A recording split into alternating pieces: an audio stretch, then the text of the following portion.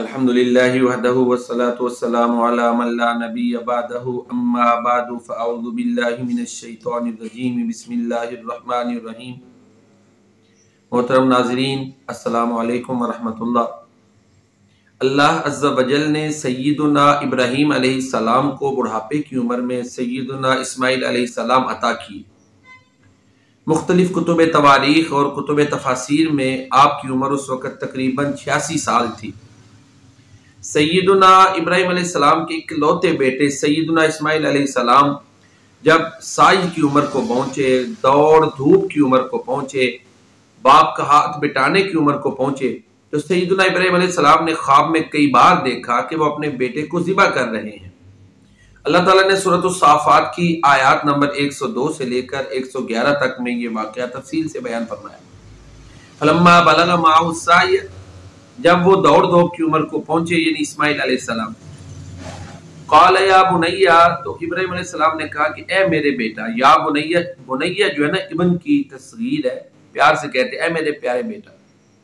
اس میں دیکھنا انداز تخاطب، خطاب کا انداز وہ بھی واضح ہوتا ہے کہ ماں باپ اولاد کو کس طرح بلائیں، پیار سے بلائیں۔ انی ارا فی المنام، میں خواب میں دیکھتا ہوں۔ یہ نہیں کہا انی رأیت فی المنام، میں نے خواب میں دیکھا۔ انی ارا فی الانام، میں خواب میں دیکھتا ہوں۔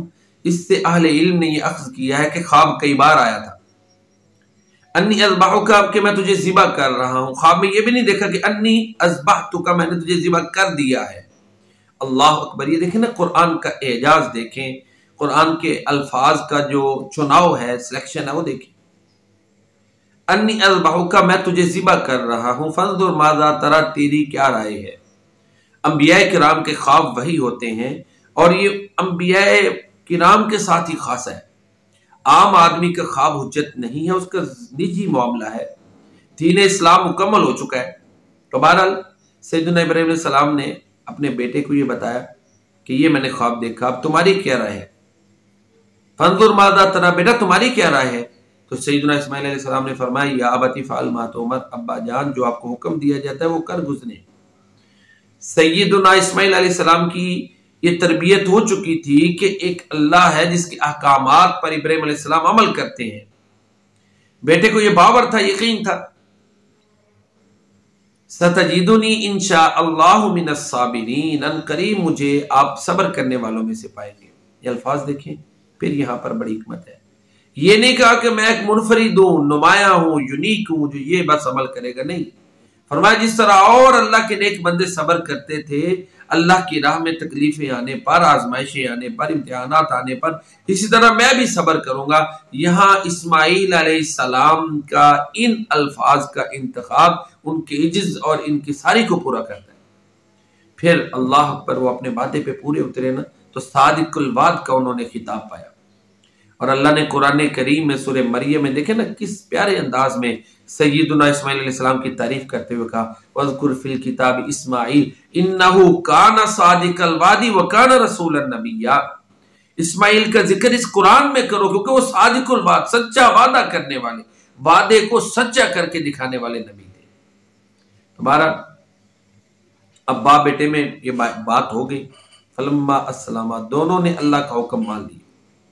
وَتَلَّهُ لِلْجَبِينِ، اس طرح کہ باپ نے بیٹے کو جبین کے بل یا پہلو کے بل لٹا دیا۔ وہ ذبح کرنے کے لیے تیار، بیٹا ذبح ہونے کے لیے تیار۔ تو یہی عالم تھا کہ اللہ نے فرمایا وَنَادَيْنَاهُ أَن يَا إِبْرَاهِيمُ، تو ہم نے ان کو پکارا کہ اے ابراہیم قَدْ صَدَّقْتَ الرُّؤْيَا إِنَّا كَذَلِكَ نَجْزِي الْمُحْسِنِينَ، تم نے خواب کو سچ کر دکھایا، نیکوکاروں کو ہم ایسا ہی بدلہ دیتے ہیں۔ ان ھذا لہو البلاء المبین، یقیناً یہ بہت بڑی آزمائش تھی۔